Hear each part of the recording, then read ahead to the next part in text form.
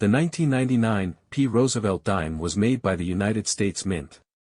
This coin is made out of a clad material, meaning that the outer layer is a mixture of copper and nickel, while the inside core is solid copper.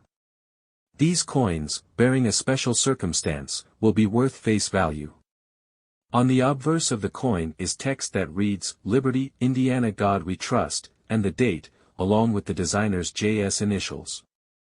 The reverse of the coin reads, "United States of America, e pluribus unum, 1 dime." The obverse, or front side of the coin, features President Franklin Roosevelt, while the reverse, or back side of the coin, shows a torch in the center with 2 branches surrounding. Our old coin experts can tell you what any rare coin is worth. If you would like a free rare coin appraisal, please contact us and we would be happy to take a look. The Roosevelt dime typically does not have any rare dates or mint marks. However, there may be coins that are rare due to errors or mint inconsistencies. Please contact us to have us take a look at your coin. Very often we hear from a new collector who will discover a Roosevelt dime in their change, and after some Googling they will ask if it's worth thousands of dollars. The reason this is so confusing to the novice holding a no-s dime in their hand is due to a lack of knowledge about 2 things, proof coins and a bit of United States mint mark history. I've put this information together in order to help educate and hopefully answer anyone who might be asking this question. There are 4 specific years in which rare, no-s dimes were minted. Those years are 1968, 1970, 1975 and 1983. In each case, without exception, these rare coins are proof coins which were minted in San Francisco.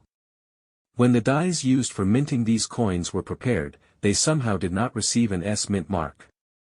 Understanding what a proof coin from San Francisco is will help you determine if the no-s dime you have is one of these rare coins. How to determine if your dime is a proof dime. Not all coins are minted for use as money. In addition to the coins in your change, aka business strike coins, the U.S. Mint also produces proof coins which are typically only for collecting. It's also important to understand that proof dimes for these years were struck at San Francisco, whereas the business strike dimes were struck in Philadelphia and Denver. This is typical for all of our coins today. The differences between a proof dime and a business strike dime found in change can typically be seen by comparing the 2 side by side. It's important to know what those differences are so you know what you're looking for. Proof coins appear very different from business strike coins, because the minting process is completely different. The 4 differences, explained below, should be enough to help you determine if the coin you found is a proof dime or just a regular business strike coin. The fields. On a no-s proof dime, the fields will be deeply mirrored. They are flashy and you can see reflections of what is directly in front of the coin when you are looking at it. It's like looking into a mirror. To me, they have the look and feel of liquid metal. The below pictures hopefully demonstrate this mirrored effect of a proof dime's obverse field. Notice in the above pictured proofs how each dime's field is highly polished and shiny. You can tell as you transition from the rim of the coin to the center that the field is very smooth and looks like a concave mirror. Now, for comparison's sake, below are 2 examples of mint state, business strike dimes minted in Philadelphia. Notice here, how the fields do not exhibit the mirroring. Rather, the fields on both seem to have a creamy or frosty finish, like a mirror which has been fogged over. The fields on these coins also show metal flow lines, and when compared to a proof the fields seem blurry or diffused. They don't seem highly polished, yet they have a shine to them. Also note that neither one of them have an S mint mark. This will be discussed in detail later. This difference in the field appearances is the first thing that will clue you into your dime being a proof or not. Are the fields of your no-s dime deeply mirrored like the first 2 dimes, or are they frosty or blurred like the second 2 dimes? The rims, another key visual indicator between a business strike dime and a proof dime, is the rim of the coin. Again, using the above pictures, notice on the proof dime how the rims of the coin are thicker and are more squared off when compared to the business strike coins. The proof rims, visually, have more definition to them. On the business strike coins, the rims are thinner and less squared off. The definition of devices. The devices of a coin are all the pieces which make up the design of the coin. Roosevelt's bust, the date, the mint mark, the motto, etc. As you observe the proof dime and then contrast its appearance with the business strike dime, you should be able to see that all the devices on the proof are more sharply struck. They stand out in the fields more than they do on the business strike dimes.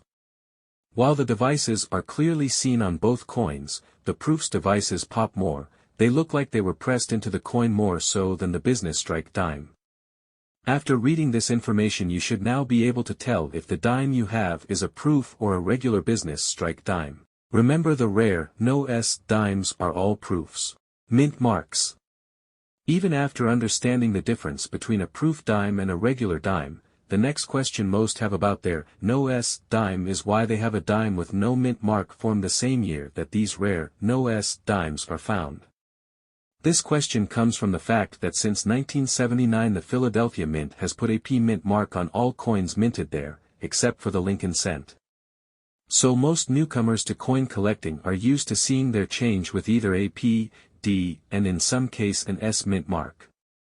What's not typically known, however, is that up until 1979, NO coins minted in Philadelphia received a mint mark, with the exception of a brief 3-year period, 1942 to 1945, when the Philadelphia Mint did place a P on the Jefferson nickels minted in Philadelphia.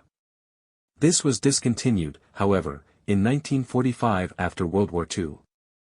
This means that for each of the 3 years in which rare, no S, proof dimes are known, 1968, 1970 and 1975, there were proof dimes from San Francisco which had an S mint mark, and there were also dimes minted in Philadelphia which didn't have a mint mark at all. It is the combination of being a proof dime from San Francisco, and not having that S mint mark that makes the no S proof dime so rare. A business strike dime, just a regular dime, minted in the same year at the Philadelphia Mint will also not have a mint mark, but it will only be worth face value if found in pocket change and a little more than face if it's found in uncirculated condition.